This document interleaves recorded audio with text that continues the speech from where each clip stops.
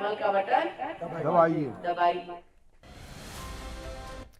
चलिए खबरों में आगे रुक कर लेते हैं। अब आपको बताएं जहां लखनऊ में उत्तराखंड प्रवासी सम्मेलन और सम्मेलन में सीएम धामी ने शिरकत की।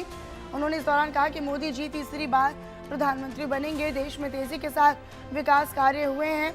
2047 तक देश विकसित भारत बनेगा। भारत दुनिया की 5वीं सबसे बड़ी अर्थव्यवस्था है। उत्तराखंड के विकास में मोदी जी की अहम भूमिका है और मोदी जी का अहम योगदान है, ये उन्होंने कहा।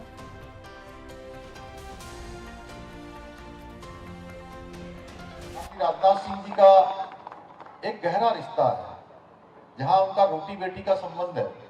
उनकी घर की बहू हमारे उत्तराखंड की बेटी है, वहीं उनका उत्तराखंड से विशेष लगाव भी है। और मैं व्यक्तिगत रूप से कहूं तो उन्होंने मेरे भी अभिभावक के नाते हमेशा राजनीतिक क्षेत्र में, सामाजिक क्षेत्र में हमेशा उन्होंने मुझे प्रेरणा दी है, हमेशा उन्होंने आगे बढ़ाने का काम किया है। इसलिए भी और उत्तराखंड में जब भी हम उनसे कोई अनुरोध करते हैं, मेरा भी जो 2022 का चुनाव था, अभी जो नीरज जी कह रहे थे, सबसे पहले उन्होंने अनेक तरीके से उस चुनाव अभियान को उत्तराखंड में गति देने का काम किया था। सबसे पहले आकर वहां चुनाव अभियान कैसे चलेगा उसकी उन्होंने शुरुआत की थी। और भाइयों बहनों, मेरा लखनऊ से सब लोग मंच वाले जानते हैं, आप सब भी जानते हैं, ये एक तरह से मेरी बाल्यकाल की शिक्षा भी यहीं हुई। और मैं छात्र जीवन में जो छात्र राजनीति के समय में काम करता था, तो बहुत सारी चीजें और बहुत सारे जो गुर होते हैं, विधाएं होती हैं, वो सब सीखने का अवसर मुझे सौभाग्य मिला तो इसी लखनऊ की भूमि में मिला है, आप सबके बीच में मिला है। उत्तराखंड से माननीय राजनाथ सिंह जी का एक वहीं से ठीक पहले जौनपुर में सीएम पुष्कर सिंह धामी ने बीजेपी उम्मीदवार कृपाशंकर सिंह के समर्थन में जनसभा को संबोधित किया और इस दौरान सीएम पुष्कर सिंह धामी ने विपक्ष पर जमकर निशाना साधा।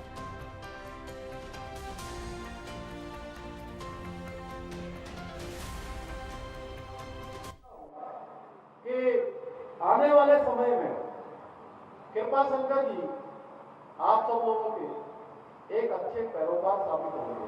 आप सबके वकील बनकर आपकी वकालत लखनऊ हो या दिल्ली हो, किसी भी मंच पर आपकी वकालत करके पूरे क्षेत्र को आगे बढ़ाने का काम है। देवभूमि से आकर ये कह सकता हूं कि आने वाले समय में कृपाशंकर जी आप सब लोगों के एक अच्छे पैरोकार साबित होंगे।